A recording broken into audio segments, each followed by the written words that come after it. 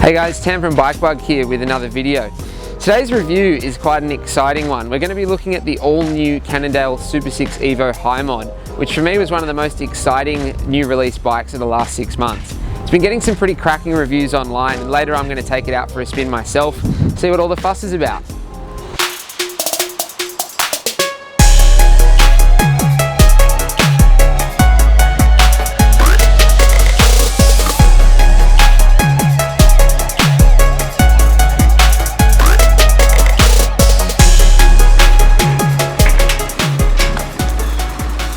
Really nice, man.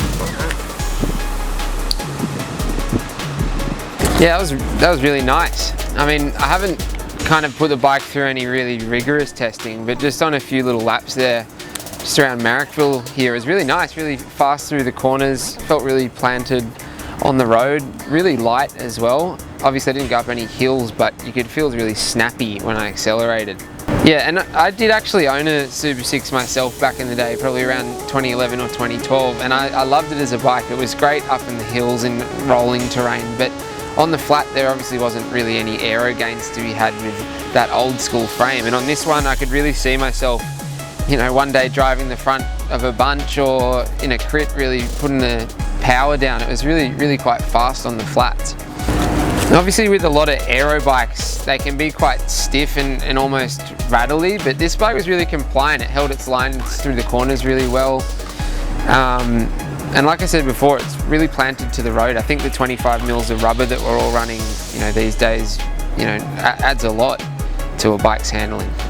So today I rode a 54, and if I was to ride this bike, I'd probably be getting closer to a 56. Having said that, it was really comfortable. I have a lot of seat tube out, of course, to account for the length of my legs, but I found the position really comfortable. It's obviously quite aggressive, but yeah, I didn't have any back pain or anything like that. It was, yeah, it felt like I could sit there for hour upon hour. So overall, I was really impressed by this bike. I definitely could see, you know, it excelling on all kinds of rides, from a fast crit to sort of hilly road race or group ride, or one of those all-day, you know, long mixed terrain rides out in the hills or something like that. I don't think there's much it couldn't handle. And after all, if it's good enough for the riders from EF Education First who, you know, ripped it out on the first stage of the Tour Down Under earlier this year, then it's really good enough for me. Yeah, can't go wrong with this one. So if you ever rode, owned or lusted after a Super 6 in the past, then you'd be pretty surprised to see the shape of the new one. Cannondale themselves have described it as a beautiful evolution of our classic race machine. They've kept the lightweight and the great handling abilities of their flagship and award-winning road bike, but they've added in a bunch of aero features to make the 2020 version of this their fastest carbon rig to date. Weighing in at around 7 kilos, the SuperSix Evo is Cannondale's lightest ever disc brake road bike. And while it's undoubtedly nimble uphill, it's also really fast, with a racy geometry and stiffness, some good micro suspension at the back end, and a big tyre clearance for when the road gets a little rough.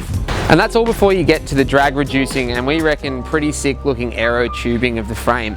Combined with the integrated setup here at the front, Cannondale says you can save up to 30 watts when you're pedaling at speed compared to the previous Super 6.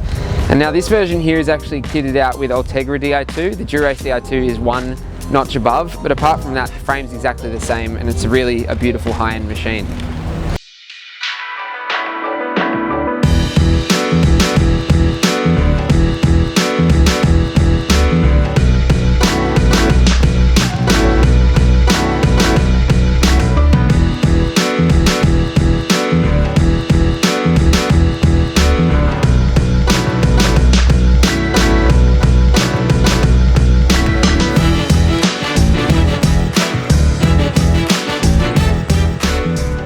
There's also some pretty cool bits of tech bling that take this Super 6 Evo to the next level. Now we did touch on it a little bit, but the highly aerodynamic frame shape here features highly truncated airfoil tube shapes that offer the same weight and equal or better stiffness than round tubes. Cannondale actually claims they can reduce drag by up to 30%. There's a few nifty little things that Cannondale has done to reduce drag on this bike. First one is the use of hidden cable routing. The brake lines basically drop here, through down into the head tube and run through the frame, which makes for some really clean lines. The other thing they've done is use a two-piece integrated cockpit here with a knot stem and a Save Aero handlebar. So unlike the one-piece stem and handlebar designs that are used by other brands on their aero frames, This two-piece style cockpit allows for a little bit more adjustment, and the spaces here are removable for those that really want to slam that stem. Now Cannondale have also stayed on trend with the tyre clearance on this particular frame. There's room for up to 30 millimeters of rubber. These ones are 25s, but as you can see, there's plenty of room to get a whole lot wider if you are that way inclined. They've also worked really hard to increase the ride quality of the SuperSix Evo. They've redesigned these rear stays here, and they put in a new seat post that increases compliance by up to 18%.